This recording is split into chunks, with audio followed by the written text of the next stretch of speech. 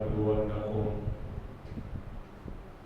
بشيء من الخوف والجوع ونقص من الأموال والأنفس والثمرات وبشر الصابرين الذين إذا أصابتهم مصيبة قالوا إنا لله وإنا إليه راجعون۔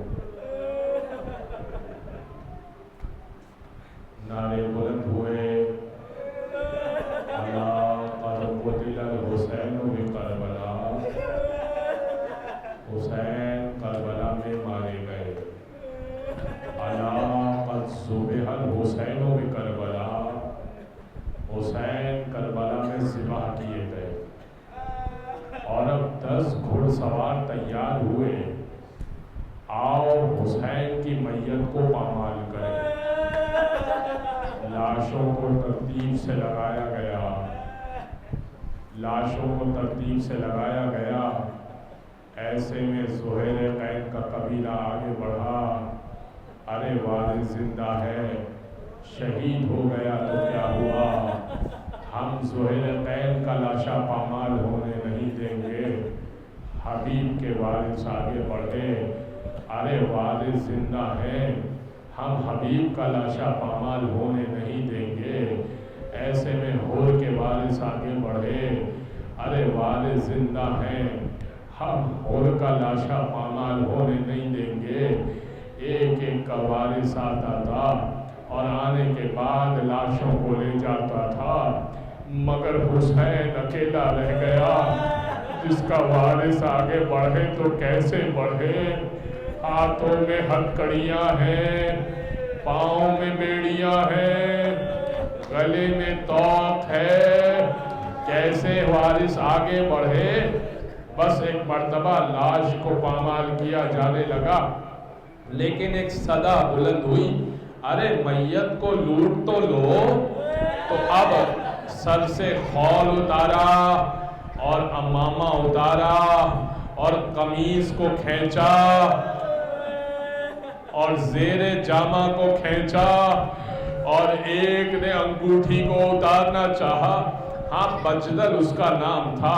اس نے جب حسین کی انگوٹھی کو اتارنا چاہا تو انگوٹھی اتر نہیں رہی تھی، اس نے ایک تیز خنجر نکالا اور حسین کی انگلی کو کاٹ دیا اور انگوٹھی اتار دی، اور اب لاش کو پامال کیا۔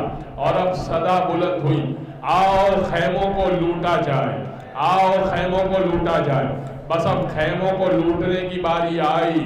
کسی کے ہاتھ علی اصغر کا جھولا لگا، کسی کے ہاتھ چادریں لگی جناب زینب کی، کسی کے ہاتھ جناب ام فروا کی چادر لگی۔ بس سب نے نیزے سے چادریں کھینچنا شروع کی اور اب آگ لگانا شروع کی۔ ہاں یہ غریبوں کی شام ہے نا، ہاں یہ اسیروں کی شام ہے، ہاں یہ قیدیوں کی شام ہے۔ جناب زینب ایک خیمے سے دوسرے خیمے جاتی ہیں، دوسرے خیمے سے تیسرے خیمے، مستورات اہل حرم جاتی ہیں۔ ایک مرتبہ سید سجاد بستر علالت میں موجود ہیں اور اب سر پہ ردائیں جناب زینب کے نہیں ہیں، جناب ام کلثوم کے نہیں ہیں، جناب فروا اور لیلا کے نہیں ہیں۔ ایک مرتبہ سید سجاد سے سوال کیا، اے سید سجاد، اے وقت کے امام، ہمیں یہ بتائیے خیمے میں جل کے مر جائیں یا بے پردہ باہر نکل جائیں؟ سید سجاد کہتے امامت کا پہلا دن ہے اور مجھے یہ سخت فیصلہ دینا پڑا کہ خیمے سے باہر نکلیے، اللہ کی مشیت یہ۔ ہائے علی کی بیٹیاں خیمے سے باہر نکلی بے پردہ، اور اب ایسے میں ایک راوی کہتا ہے ایک یزیدی بہت دیر سے آیا، اس نے دیکھا کہ میرے ہاتھ میں لوٹ کا سامان نہیں آیا تو چلو میں کچھ دیکھ لوں، شاید کچھ ہاتھ میں آ جائے۔ ایسے میں اس کی نگاہ پڑی جناب سکینہ کی طرف، جناب سکینہ کی طرف بڑھا، اور بڑھنے کے بعد اس کی نگاہوں میں جناب سکینہ کے چھوٹے چھوٹے گوشوارے تھے۔ ارے کیا حسین نے بڑے قیمتی گوشوارے پہنائے ہوں گے؟ اس سے پہلے کہ وہ آگے بڑھتا، جناب سکینہ نے کہا دیکھ تو گوشوارے لینا چاہتا ہے نا، میں تجھے دے دیتی ہوں خود اتار کے۔ بچی چھوٹی تھی، اس کو یہ خوف تھا کوئی اور آگے بڑھ کے اتار لے گا، اس نے گھوڑے سے اتر کے جناب سکینہ کو دبوچ لیا۔ جناب سکینہ نے ایک پھڑپھڑائی، کہنے لگی ارے میں حسین کی بیٹی ہوں، میں سید دادی ہوں، تو نامحرم ہو کے مجھے ہاتھ نہ لگا۔ ایسے میں جب سکینہ نے پھڑپڑانا شروع کیا، اس نے اتنے تماچے مارے کہ سکینہ نڈھال ہو گئی۔ اب جب نڈھال ہو گئی نا تو ایسے میں اس نے گوشواروں کو کھینچ لیا، کانوں سے اتارا نہیں، کھینچ لیا، اور اب جناب سکینہ کے دامن میں آگ لگا دی۔ بچی بے ہوش کے ہونے کے قریب تھی، آگ سے ہوش میں آ گئی۔ حمید کہتا ہے میں آگے بڑھا، میں نے سوال کیا اے جناب سکینہ کہیے تو دامن کی آگ بجھا دوں؟ کہا نہیں، میں دامن کی آگ خود بجھا دوں گی، بس تو مجھے نجف کا پتہ بتا دے۔ کہا نجف کا پتہ جان کے کیا کریں گی؟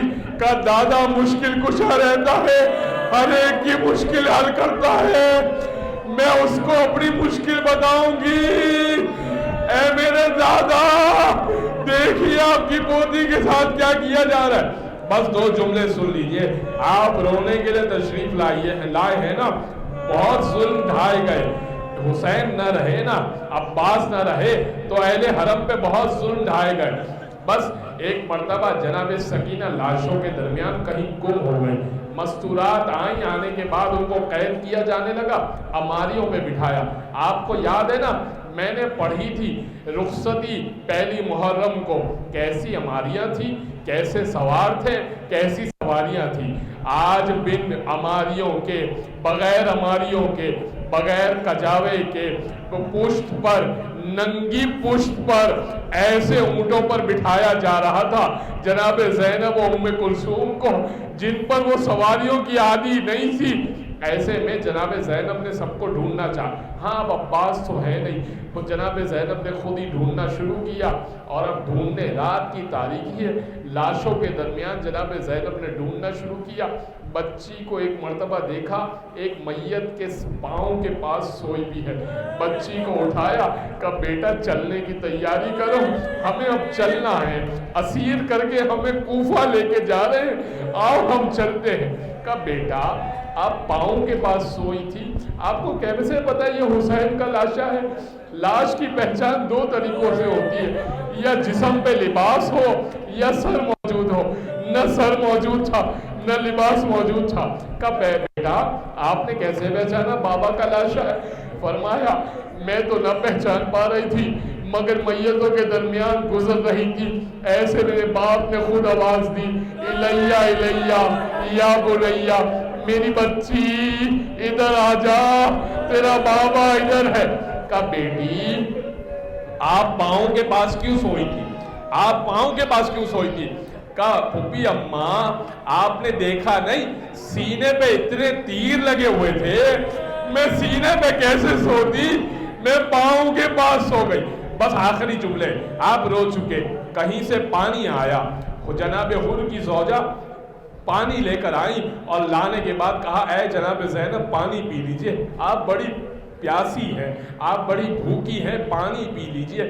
جناب زینب نے جناب سکینہ کی طرف بڑھایا، بیٹا آپ پانی پی لیجئے۔ کہا نہیں پھوپھی اماں پہلے آپ پی لیجئے، آپ بھی تو پیاسی ہیں۔ کہا نہیں بیٹا پہلے بچے پیتے ہیں، چھوٹے پہلے پیتے ہیں، بڑے بعد میں پیتے ہیں۔